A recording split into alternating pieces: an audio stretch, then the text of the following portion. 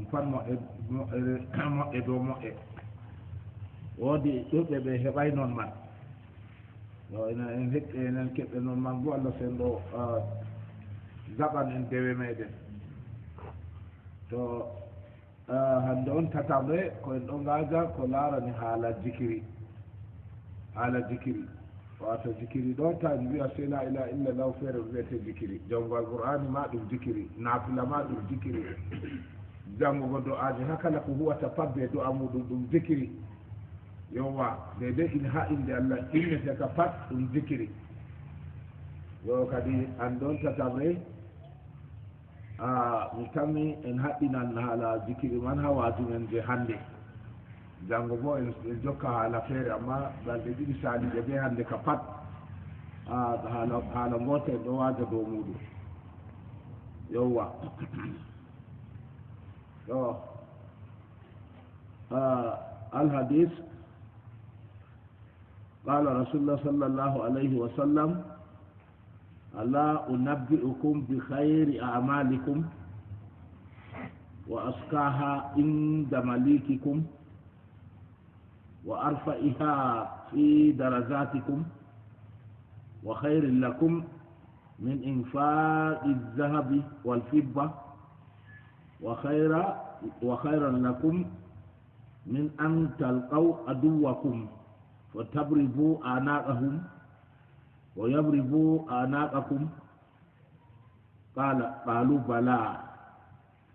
قال ذكر الله تعالى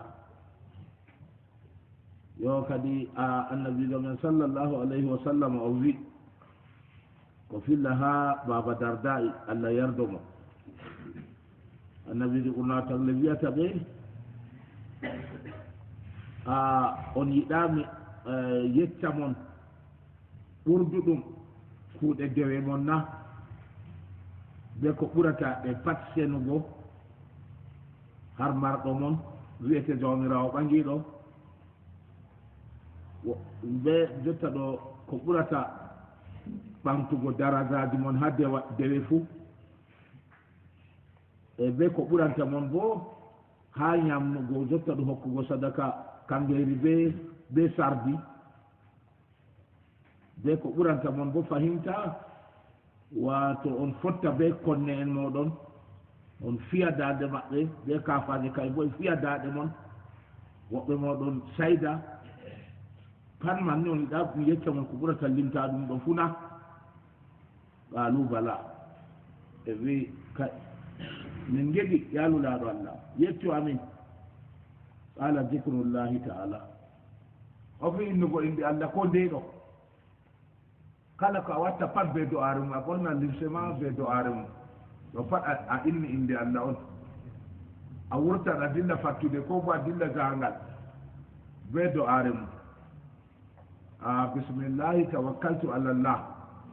a tata wigo noon to a wartan saare ma ayibuna ta'ibuna abiduna li rabbina hamiduna ɗo on to goɗɗo dilli nder wuro ko bo dilli jangal to faandi saare mako ko dingata wiigo to a ñaaman be do'are mum a timmini yaamugo be do'are mum a yaran non noon kala ko a watta pat do'are mum ɗon nden do'are goo bo ɗo saawi mo e ɗiɗi aran man ni a yeɗitini sunna annabijo muhammadu sallllahu alayhi wa sallam a yi jawmirawo ɓangiɗo wi fi rasulullahi uswatun hasanatu yaktaki boɗki kam ɗon ha annabijo muhammadu sallah sallam fonditol bongol goɗɗo waɗa a fondita fonditol ɓurdugol fonditugo annabijo muhammadu sallah sallama ha kala ko huwata pat a fonditamo to ɗo latti fonditol ɓurdugol kala ko goɗɗo fondititta pat to kadi kanjum nden bo ha du'are man ayi a yarti sunna annabijo kam ɗiɗaɓol bo du'are man ɗo haala on wonton to allah jabanima ko annabijo do'iri dow hunde man ɗo ni an ka alhamdulillahi kalimaji torde on wonton to kadi kanjum en habda en faama do'a kala ko watte fuu be do'aje mum defte man ɗon defte do'aje annabijo muhammadu sallllahu alayhi wa sallam kala problème ma pat be do am to a nyawɗo ɗo dawa ma do ajum ɗo vaagi a andi ɗo ɓilla duña ma do ajum ɗon a hultori on kulol ta hunde kaza tawama ma do ajum ɗon siri ma do ajum ɗon hande wala ko wala do ajum ha defte do ajum annabijo sallah sallam ɗo hisnul muslim o nandi be ma du'a ul mustajaba en fatɓe ɗo inna e defte man amma ko marata muskila ha man kam to a wala anda ko a soodi a heɓtata du'a ko laarani haaje ma be hoore ma ɗoɗo ɗo ɗum saɗɗum yo wa kada du'aje deftere ko windi gurti tan amma kala hunde pat be baabol du'a mum be baabol du'aje mum a subtama du'aje a yiɗi ha kala laruma fuu a subta du'a de a yiɗi du'aje feere feere ɗo ka holli to a wala andal ko a heɓi deftere ma sey a yaha jawmo andal yo wa hollam le du'a kaja hollam le du'a kaja ko ho du'a ko handanniyam ko nandi be maɗum to kadi do'irgo wargo kuje pat nden to a watta pat a do'a a janga do'aje ɗe annabijo janganno ɗo ɗum woodi daraja masine a tamane jabanego ko do'a may wi a tokki bo sunna jagorɗo dina ma o wi bo ko mo yeɗitini sunna mo yiɗiya ko mo yiɗiya bo min gonda nder aljanna nden bo wiyama ko mo heɓi yiide annabijo ba jarra en ha nder ɗamde maako to ɓanndu maako harmi be yiite alahira yo kadi en tiiɗen tokka sunna annabijo men mouhammadou sallallah sallam kala tokketeɗo ka pat ko boy en mbiya kala fonditeɗo moen fondititta kuugal mum pat wala mo yetti ɓurna wattarle mouhammadou sallah sallam hako allah tagi fof hama allah on seedi fi rasulillahi uswatun hasanatun yaktaki foɗɗi kam ɗon ha annabijo ɓurna wattarle mouhammad sallallah alih w sallam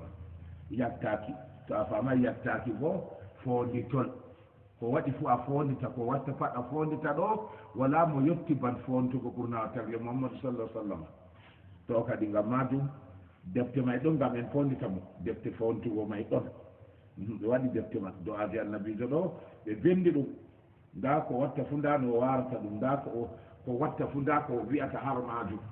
heɓa en fondita ɓurnaɗo tagle enen bo en tina allah sen ɗo fondu en yo eno noon ha ɗo an abi hurairata radiallahu anhu ko jaɓa ha aba hurairata allah yerdoma ni nabi sallallah alih wa sallam ko jaɓa hallulaɗo allah sallallah alih wa sallam qala o wi inna lillahi tabaraka wa ta'ala malaikatan e sabaratan fubulan wato jawmirawo ɗo mari malaika en wato may soɓe tefa nokkuje moƴƴe nokkuje ɓurduɗe wa yattabi'una majalisa dicri ɓeɗo tefa babal himɓe jooɗi ɗo inna inde allah ba jotta on wari on ɗo nana waajuɗo to haw ɗo jooɗi ni inde allah on en ɗo ƴoona en ɗo wolwa haala dina haala lahira ɗo on wiyete nokkure zikiri yowa ɗo ni na hin babal ɓe ɗo waɗa la ilaha illallah la ilaha illallah ɗo kamma suuɗugo ɓuri ngam sahaba en ɓe ɗon no zikira amma ɓe ɗo suuɗa laatata gooto ɗo limta ɓe bo ɗo jaɓa aa to sakko ma wamarde tawe toon kam ɓe meeɗay waɗgo noon kamɓe kam yowa ɓe ɓuran men bo anndugo daraja zikri yowa ɗo ni ko moye somda yowa to kadi ha yimɓe hawti ha ɗo haala allah on ɗo wolwe ka pat jomirawo ɗo mari malaika en tefoɓe irin joode man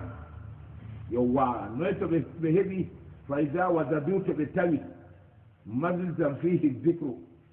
joode nde inde allah on ɗo ƴoone ha babal may ka aduse ɓe jooɗa ma hum hawtade be jooɗiɓe ha babal dicri go ɓe wara jooɗa ɓe ha ɓe ɓura jooɗiɓe ɗo heɗita waaju ko bo ɗo ɗumana ɗo kam sowi wargo maɓɓe wara ɓura ɓe piw wa haffa babuhum baban bi asnihatihim wato a bileji maɓɓe wara ɗo memidiri malaika en go hatta mala'u ma bainahum wa baina samai dunya ɓe hebbina ha ɓe yetta asama o heedingo be duniya dey ha babal inde allah innete ka pat malaika en ɓe ɗo wara on ɓe ɗo yewtotira ha ɓe yetta ha asamawji heedi be duniya fa ida tafarraqu to ɓen wato ɓiɓɓe adamaji hawtino ɗon no wolwa haala allah go to ɓe timmini ɓe selliri ha ɗon araju malaika go seɓe enga yowwa wa saiduɓe ɓe enga ila samai ha asama ɓe kota kadi wa yasaluhum llahu azza wa jalla wa huwa alamu seedo omirawo ɓangiɗo teddirɗo mangu mum ƴama malaika en warɓe ha babal zikiri go ha babal allah innete go to ɓe kootide omirawo ƴama ɓe alhaali bo ɗo anndi pat kanko allah ɓangiɗo min ayna ji'tum daga toye ngarɗon toon ummi oɗon warti ɗo ne jawmirawo ƴamata malaika en wa yaquluna seɓe wiya ji'na min indi ibadin laka min ummi ha jotta ɗo jeyaɓe maɗa fil ardi ha leddi yusabbihunaka ɓe ɗo senna manguma wa yukabbirunaka ɓe ɗo mawnina manguma wa yuhallilunaka ɓe ɗo dikira to wa yahmadunaka ɓe ɗo yettama wa yasalunaka ɓe ɗo torama bo qala jawmo deftere wi wato qala se jawmirawo ɓangi ɗo wiya wa maja yasaluni ɗum on o ɗatti ɓe ɗo torami kadi to qaalu se ɓe wiya malaika en go jaaba jawmirawo yasalunaka jannataka ɓe ɗo torama aljanna ma qala se jawmirawo wiya wa hal ra'aw jannati kadi use ɓe yi aljanna man ɗon ɓe ɗo torami ɗo na est ce que ɓe yi aljanna man ɗon ɓe ɗo torami aljanna ɗo to qaalu se malaika go wiya la ɓe yi'ay ay rabbi jawmirawo am ɓe yi'ay qala se jawmirawo ɓangi ɗo wiya ɓe kayfa law ra'aw jannati ɓe yi'ay aljanna ma ɓe ɗo torami aljanna e to ɓe yiino ka bo ni jawmirawo jabata malaika en wartuɓe ha babal dikri bo qaalu se malaika go wiya wa yastadirunaka ɓe ɗo moltama bo ɓe tefa denal har maɗa qala wa mimma yastadiruni jomirawo ƴama ɓe ha ɗumen ɓe tefrata denal am ɗumen ɓe ɗo wiya allah renam be majum ɗume on ɓe ɗo wiya allah renam be majum a on acci to qaalu se ɓe wiya kamɓe malaika en goo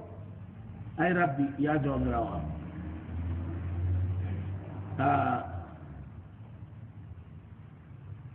wato wa yastadiruni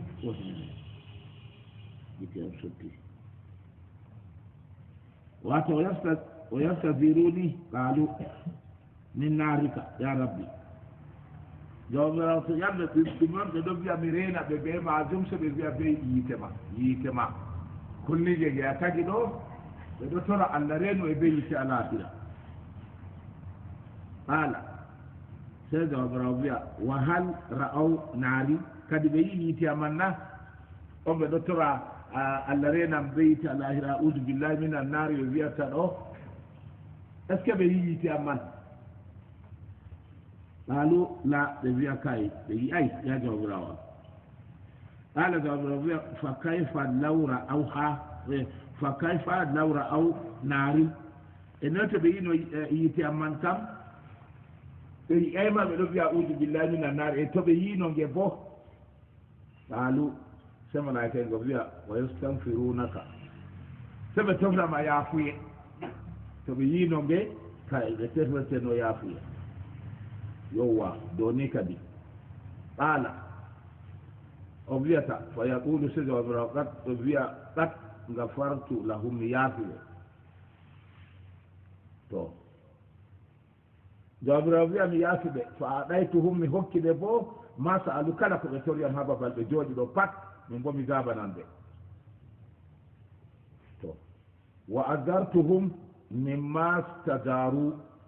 mi reeni ɓe bo ko ɓe tefrata mi denal be yitte alahira may mi reeni ɓe ɓe natatange qala o wiyata fa yaquluna se ɓe wiya rabbi fihim fulanu malaika en wiya ya jawmirawo am haɓe ɗo jooɗi inna inde ma ɗo amma wayne ɗon ton abdul haɗɗa'un goɗɗo ɗuuɗa boofiijo bo ɗuuɗa geddeejo kanko ɗo jooɗi won mo renata o be haaje muɗum on na haala ƴownugo inde ma on yaari mo nda o geddo Allah amma na kanjum bo yaari mo amma kanko fu o ɗon ton dey innama marra fa jalasa ma'ahum oɗo sala on tan se o jooɗi qala sega wamro ɓangiɗo ɓe fa yaqulu walahu jomro ɓangiɗo ɓe walahu gafartu hum to kadi mi yaafimo gafartu hum wato mi yaafimo gafartu lahum wato mi yaafiɓe ɓe fof humul qawlu la yasqa fihim jalisuhum kadi joddiɗo be maɓɓe fof mi yaafi ɗum yowwa ko o sata hoorejo ko o ɗuuɗa geddaljo o wari oɗo jooɗi kam kam o yonayi inde Allah man sam kanko fof mi yaafimo to kadi ha babal Allah innete ka pat sina a hafita saalu babal may anan ɓe ɗo waɗa do'a malli warta ɓe sendi alqur'ani ɓe ɗo janga malli ɓe ɗo tasba malli ɓe ɗo waaga to ɗo ka pat babal malaika en tefata malaika en ma tefi sakko an ɓe wala geddal samma ɓe tefi babal Allah innete sakko an a maran geddal to e non noon wa anhu an abi sa'id radiyallahu anhuma ko zabaha maako ɓe ko zabaha baba sa'idu Allah yerdo ɓe alaɓe ɗiɗo man ɓe mbiyata qala rasulullah sallallahu alaihi wa sallam ɗulaɗo Allah sallallahu sallam wi la yaqudu qawmun yadkuruna allaha azza wa jalla illa haffathum almalaikatu wato goɗɗo warata jooɗa be himɓe innoɓe inde Allah oɗo jooɗi nder maɓɓe ko o inna illa Allah jomirawo ɓangi ɗo illa malaika en wara taara ɓe to wangasiyatuhum rahmatu se jomirawo jippina hinnoye mum bo moyta ɓe wa nazalat alayhim sakinatu se Allah jippina de'irru bo dow maɓɓe hunde ko warata sahla ɓe hulna ɓe wato rugga ɓe ha babal Allah innete ka pat ɗum waɗata wa zakarahumullahu fi man indahu sai jawamirawo inna ɓen goo ha ɓe o wondi wato malaika en ma ko ɓadditinaɓe yo kadi kanjum haala ha babal Allah innete ka ta'id fida ɓe babal may sam yadarɗiraɓe ha babal inde Allah ƴonete yo wa an وعن أبي سعيد الخدري رضي الله عنه فذهب أبا سعيد الخدري قال ألا يرجم وقال خرج معاوية خرج معاوية واتو معاوية ورتي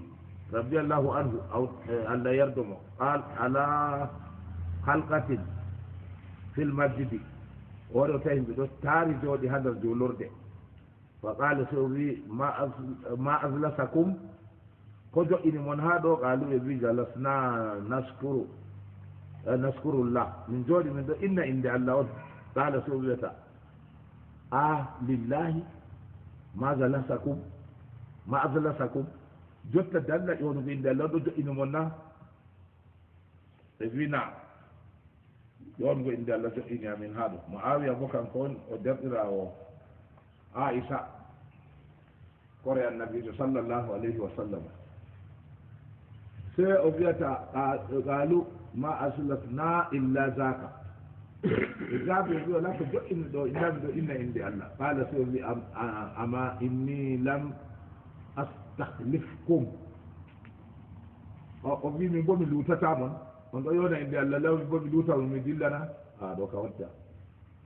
to wama kana ahadun min manzilati min rasulillah sallallahu alaihi wa sallam aqalla anhu jalisa minni o wi daga annabijo sallallahu alaihi wa sallam ɗon o geeto kadi min on ɓuri famɗugo joddugo be maako nden ɓaawo maako fof fayinta mi fuɗɗita fayinta mi luuta jooɗoɓe ɗo yona inde Allah wa inna rasulullah sallallahu alaihi wa sallam kharaja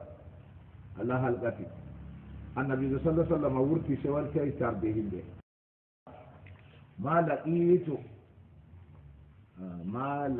لقيت من أقرب لغدتني البارحة تو غرفو فير واري ولتي وغتي قالوا لا الله هانكي يارين غاتي يام هانكي وادي ميداناي تو قال سيدنا النبي صلى الله عليه وسلم أما لو قلت حين أمسيت أعوذ بكلمات الله تامة من شر ما خلق لم يضرك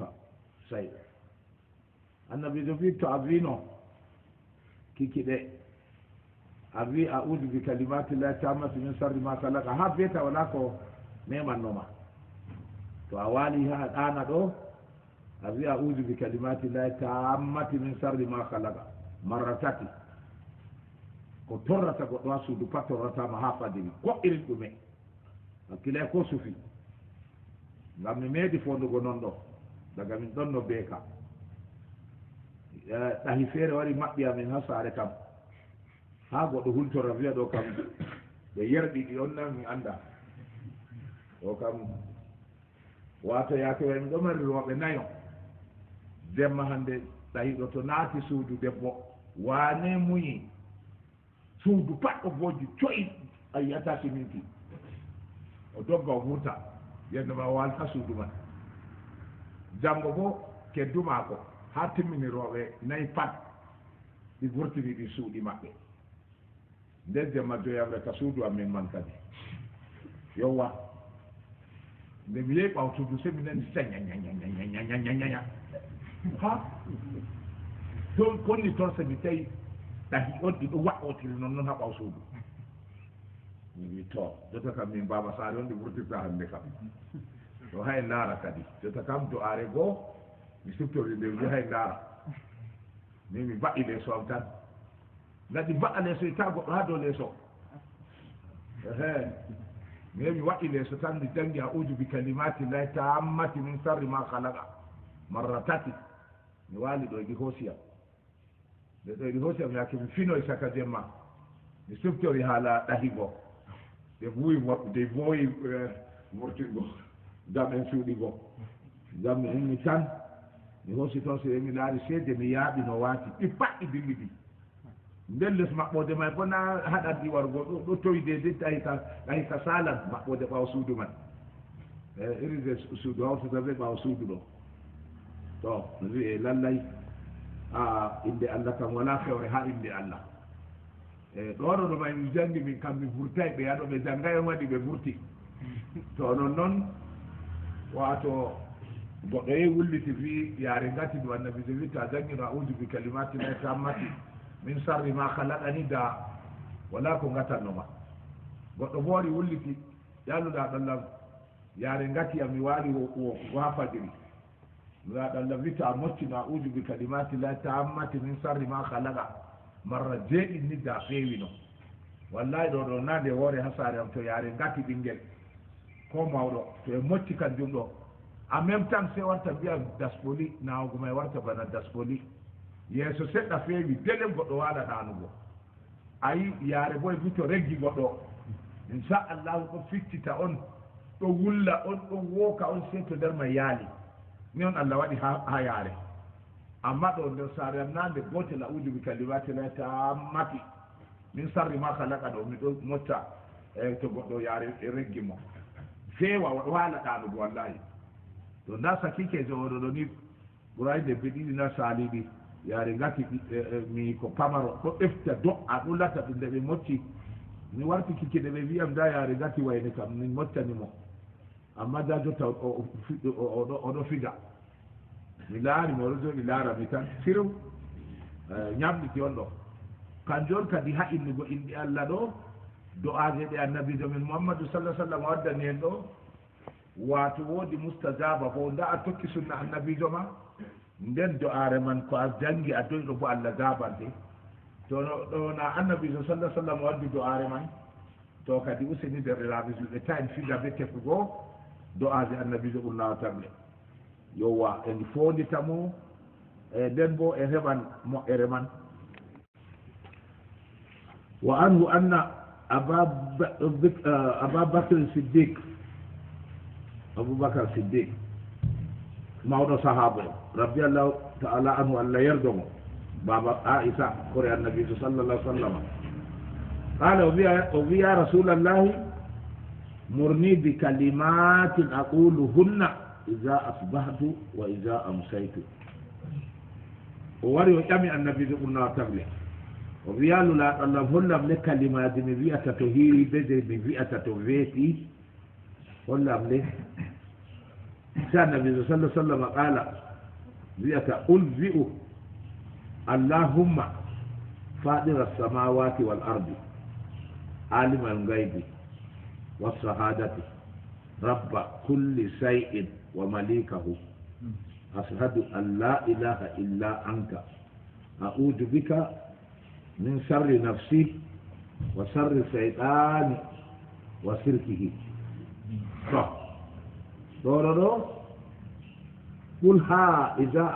أصبحت وإذا أمسيت بني تهيري بيت بيتي وإذا أخذت مبدأك non bota waɗi ɓe itema ha a wala a ɗana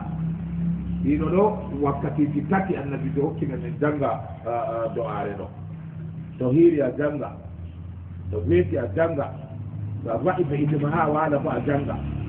e ɗume mana do'are man en heɓita mana man annabijo sallah sallam yetti e sirawa mako saydina aboubacar o wi'u allahumma ya dowma faɗira samawati pernuɗo asama wal ardi be leddi asama be leddi si allah tagi ɗo na o laari allah feere tagi no irin man ha babal feere o kanko bo fonditi dey kankon ferni ɗum kanko furtini ɗum asama be leddi ɗo feere bo wala illa kanjum to faɗira samawati wal ardi ya allah pernuɗo asama be leddi alimal gaybi anduɗo suuɗiɗi wa sahadati be banguɗi rabba kulli shay'in jomirawo kala hunde fuu wa malikahu marɗo ɗum ashadu mi seedi an la ilaha illa anka do wala deweteɗo feere se an a'udu bika mi moltorake ma min sarri nafsi iggoye sarru hoore am be hoore am min man e feere kam na seeɗan sam nafsu ma on umrata ma ya waɗa hunde ko bo allah umrade nafsu ma sala ko bo allah haɗa nde nafsu ma yela huwa ya a huwa to a moltorake allah be sarru hoore ma an man mata on wa sarri seyɗane be sarru seyɗan wa sirki be keferako muɗum ɗo bo ta memama ala to a jangi ɗo are ɗo a waali nder yerde allah a waali bo nder hoolare seyɗan ɓaddatama ha fadiri kadi ɗoɗo ɗo en ho aɗum kanjum bo yo amma kanjum man ɗo mi windi mi waddi mi waɗi photocopie min wurtini ɗum mi laari mi tawi dikka allah heɓa ɗum yowwa ngam en ɗo fayda tan sala sey mo hoosi deftere on wurtinta de ko min faydata mon ɗo min mbiya soode ɗo pat mo diɓɓe mawɓe ɗo ɓe ɗo anndi ɗum so a hooyi deftere ma yaran ɓe ɓe wiyata kay malama dikko ɗo suuno ɗuuɗi ɗo ko fewan deftere may sahay abadan to a yiɗi a hoosa a holla mo dibbo ko moyjo so dimba hoore o wiya fakat ɗum ɗon ende fakat ɗum ɗon ɗo jannga acca totton to on wiyon tokkata basare bo mo wawatamo noon ɗuuɗi a to amma min gaɗi photocopie mo yiɗi pat heɓa dow dala no gasu muɗum